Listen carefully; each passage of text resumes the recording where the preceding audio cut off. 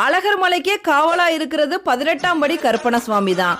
அவரோட உத்தரவு இல்லாம எதுவும் உள்ள போகவும் முடியாது, வெளியே வரவும் முடியாது. அநியாயம் செய்யறவங்களை கருப்பர் தண்டிக்காம விடமாட்டாரு. அப்படிங்கறனால இந்த பகுதி மக்களுக்கு 18ஆம் படி கருப்பணசுவாமி மேல பயமும் பக்தியும் அதிகமாவே இருக்கு. தினமும் நூபுர கங்கையிலிருந்து அழகருக்கு அபிஷேகம் பண்றதுக்காக தீர்த்தம் எடுத்துட்டு வருவாங்க. அதை 18ஆம் படி கருப்பணசுவாமியோட சந்நிதியில வச்சு இந்த தீர்த்தம் தூய்மையாக கொண்டு வரப்பட்டது அப்படின்னு பிரமாணம் பண்ணிட்டு தான் கோவிலுக்குள்ளேயே எடுத்துட்டு போவாங்க. அரங்கன் சொத்து அழகர் அங்க வடிவுக்கும் காணாது அப்படிங்கிற பழமொழி இருக்கு. அந்த அளவுக்கு அதிகமான நகைகள் அழகருக்கு இருக்கு. மதுரை சித்திர திருவிழாக்காக அழகர் வெளியே போறப்ப என்னென்ன நகைகளை அணிந்து கொண்டு போறாரு அப்படிங்கிற பட்டியலை 18ஆம் படி கருப்பணசுவாமி முன்னாடி வாசிச்சுட்டு தான் போவாங்க. அதே மாதிரி திரும்ப வரப்ப எல்லா நகைகளும் சரியாக இருக்கிறதா அப்படிங்கிறதையும் கருப்பணசுவாமி கிட்ட உறுதி செஞ்சுட்டு தான் கோவிலுக்குள்ளேயே போவாங்க. அழகர் கோவில் சொத்துக்கள் எல்லாத்துக்குமே 18ஆம் படி கருப்பணசுவாமி தான் காவல்.